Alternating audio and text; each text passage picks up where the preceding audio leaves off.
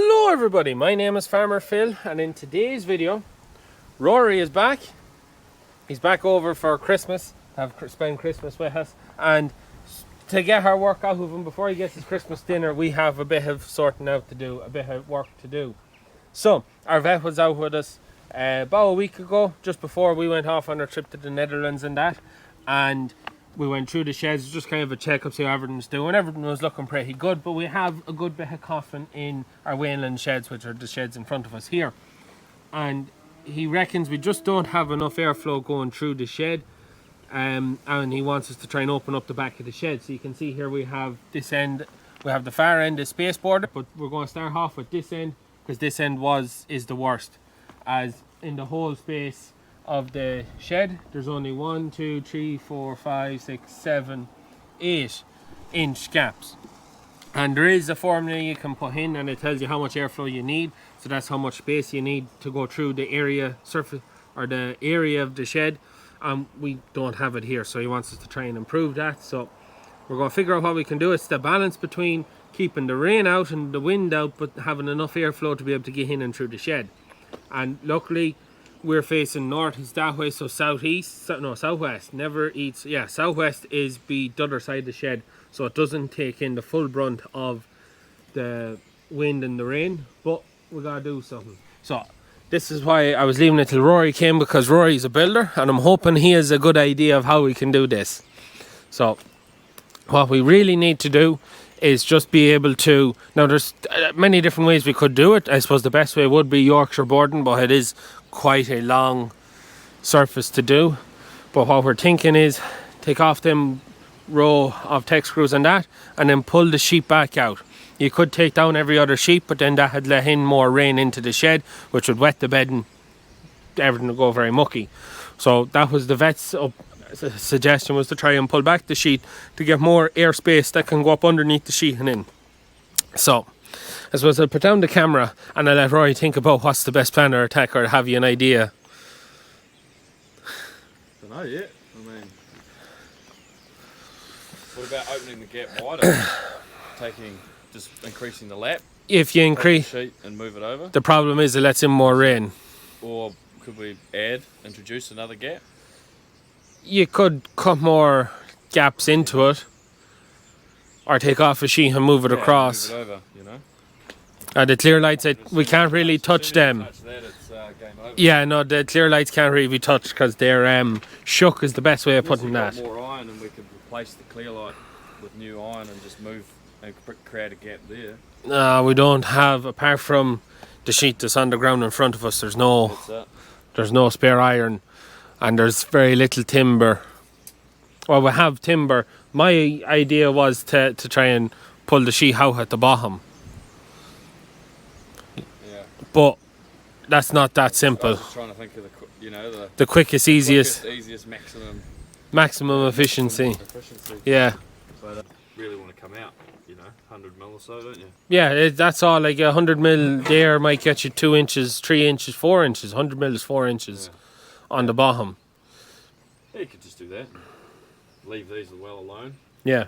It actually might be quicker to do that.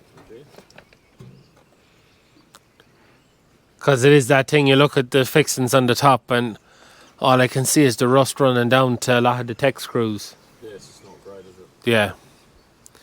Like the long-term goal would probably... That would probably, because those are, it should just flex at the top. Yeah, it should flex out. Going like 100 mil. Yeah. Don't want any more than that, really. Yeah. Like the long-term goal is we'll probably Yorkshire board this, but we just don't have the timber and that for this winter.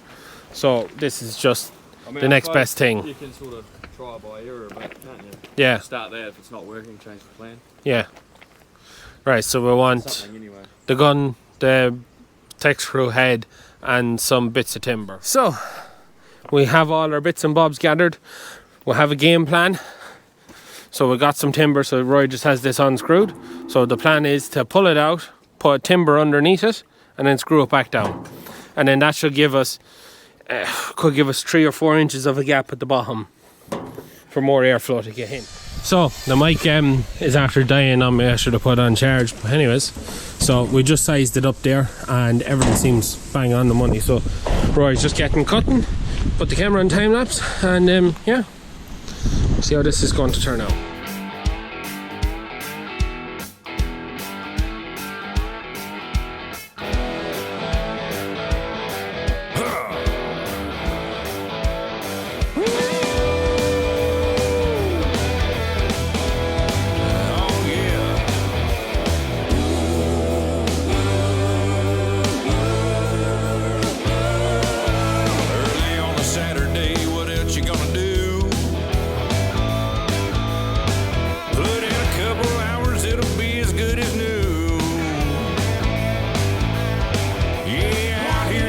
So we just have the first section done. So board is chamfered or angled out, then comes out the whole way down, catches that one. We didn't want to take off the screws next our skylights because they are flimsy as all hell there. That one is nearly down as it is, but you can see just how much air is traveling through there by just how maybe you can't see, maybe I'll move it up a bit. But just all that movement, it's just that extra airflow. That's what we're after. It's another couple of inches, so we have another 1, 2, 3, so 3 more goes to do, and yeah, hopefully that improves the airflow in the shed. And I suppose we will kind of know, because it should become maybe a bit fresher inside than it is. So yeah, happy out. We'll keep going. It's always DIY. Busting up your knuckles, buddy, go and give it one more try. Putting in some elbow grease, you don't care if it's hard. Homeboy's gonna help you out. Fix it in the yard. Yeah. Dealer's too expensive and way too far away. Get your spare parts from the junkyard, you don't have to pay. Yeah, out here in the sticks, it's always DIY. So we just have 2 done now, there and there, and again you can even see some of the straws just blowing down. It's a good sign. It's just getting that bit more air into the shed. Now if you do the maths, we're probably still short, but this is what it is. Also the tires, you can see there, that's where we store our tires during the winter after we take them off the silage pit. Rake, we know where to put the rake at the minute, so it's here.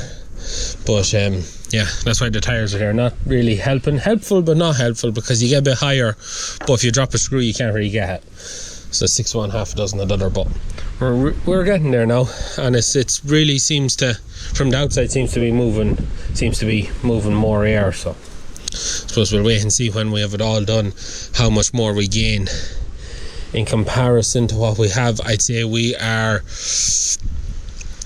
getting about the same length as one sheet, about 3 inches. They're about 1 inch, so it's 3 and 3 is 6 is 9, so that's double what's there. We put the 2 bits in at the end. Let's say that's another 4 altogether, be 12, be another 12 of the slots that's there. So it's hopefully it makes a difference, but I suppose we won't really know for maybe a day or so, and then we'll see what the shed is like then. Yeah, we're getting it done, that's the main thing. And that is us done. So we have done every sheet in between every skylight. I can't think of a perspex sheet, the see-through sheet. So there is 1, 2, 3, 4, 5 spots where we've opened it up 3 inches from the bottom of the wall right the way down. So in the grand scheme of things, it's probably not a lot, but it's more than double what was already getting in there. So we'll wait and see what difference it's going to make to the shed. It might take a day or so, maybe tear out, and we'll know from the straw blower as well. There seems to be a lot of air moving and coming down, and I think it should be going up and that way, but it's airflow. That's what we're after. So we'll know when we start bedding the cattle how much air is moving, and we'll get an idea. And we're in the calf shed now, or the weanling shed. It's been not quite a week since we've done the job, and But the first thing you'll notice, I bedded the cattle maybe 5 minutes ago. There's no dust. The dust is gone. So we definitely see an improvement. It's clearing the dust quicker out of the shed. Sometimes with certain bales you have more dust, certain bales you don't. Barley straw you have more dust, oat straw you have less dust. The big thing you can see is along here, you can see all that hair flow, and you can feel, it's just standing here, you can feel the hair coming in there. So you can. And you can see then where we didn't do it, there's nothing. See where we done it. You know, you can see all the stuff tickling along there. And when you look up at the rafters, you can just about see. Now it is actually quite a calmish kind of a day, so there's not much of a breeze out or wind out. Well, this morning I was able to see. You're able to see a little bit of movement up on the top there. And that was one of the things, just I suppose for anyone who's looking at a shed maybe their own and thinking maybe they should do the same. The vet said if you look at your rafters to see how many cobwebs you have, because cobwebs is a good indication to how much airflow you have on the top where you want the airflow to be, so that any ammonia and fumes you could say from the bedding is going up and going out. You want the airflow up on the top so it draws the air, the dirty air out from in the shed. So you're always looking at the rafters. Now we do have, it's not too bad with cobwebs, but there is cobwebs up there. And he said that's where you check, because spiders won't build cobwebs where there's a lot of air movement, whether it be wind or just air movement in general. They won't build massive piles of cobwebs. So that was one way of, when he came in, he was able to say, yeah, no, you could do more air movement. We've done our job there.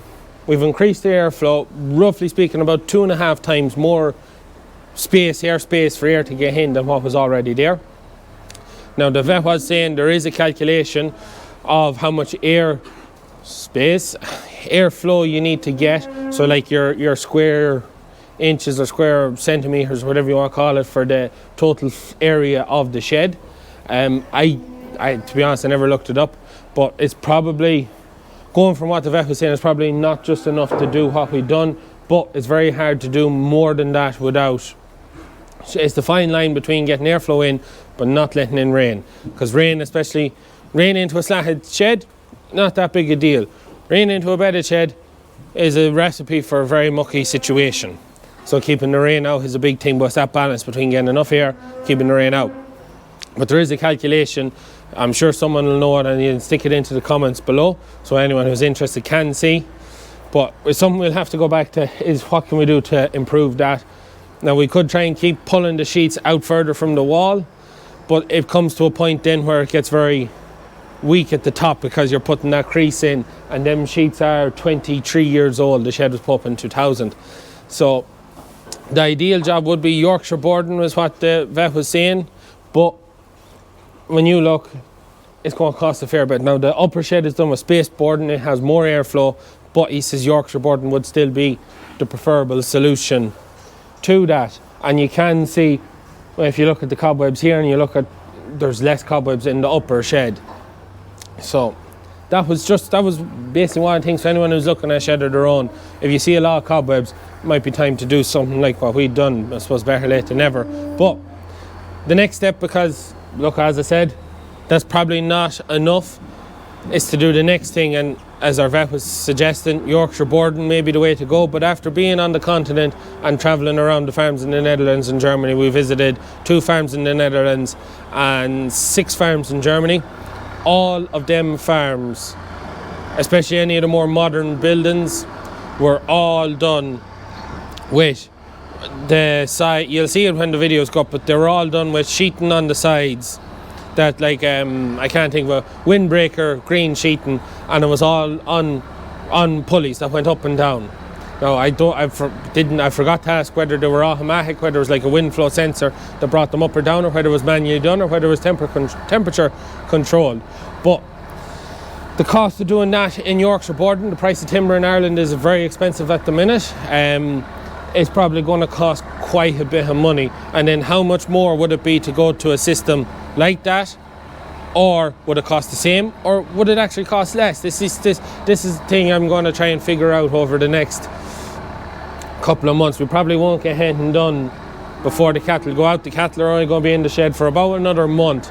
Well, once we get to kind of the beginning of February, if ground conditions and the weather is looking pretty decent, we'll start letting cattle out of the shed. So there's about a month left in the shed, so we probably won't get anything done before the end, but hopefully for next year. So as to look at the cost difference between the two systems and see whether it would be feasible to go with the green sheet on pulleys, and see whether an automatic system, then, if I presume it's such a thing, how much that would be, because that would be I think that would be the ultimate way of getting the maximum amount of air in the shed. Like a day like this, where it's not too windy, the sun is out, you know, it's a pretty decent day, you could have the back open on that, and you could have the maximum amount of airflow going through the shed. Keep moisture out of the shed, just keep the whole thing nicer. Now, as I said at the start, we aren't, luckily, touch wood, we're having basically no issues with pneumonia in the sheds, but we have quite a bit of coughing. And I'd actually think now, from the last video when we're in the shed putting up the barrier or putting up the brushes till now, I'm actually not hearing that much coughing, so we may have done enough to improve it. The flip side was on the coughing that some of it could be damage to the lungs from when we had our dose didn't work, and we had a bad doing of lungworm, especially this side, as these are the lighter calves, so most likely the ones that were hit worst. So that could be part of the coughing, but getting enough airflow and getting enough clean air in the shed will help that. So that's where we're at. So we've done that. I think I can say that it has improved. There's less coughing, the dust of the bales is clearing out of the shed quicker, and there seems to be more air movement above. So whether it's enough, it's probably not, but I do think we've made an improvement. So anyways, we'll size up the job for next year, and yeah, that's it for today's video. If you have any comments, anything like that, as always, hit me down in the comments down below. If anyone knows what the formulation is for the air flow or the airspace that needs to come into a shed based on its area of the shed, stick it in the comments. We're going to leave it at that for today's video. As always, please like and subscribe to the channel. Videos every Tuesday, Thursday and Sunday. That's it from me. Good luck.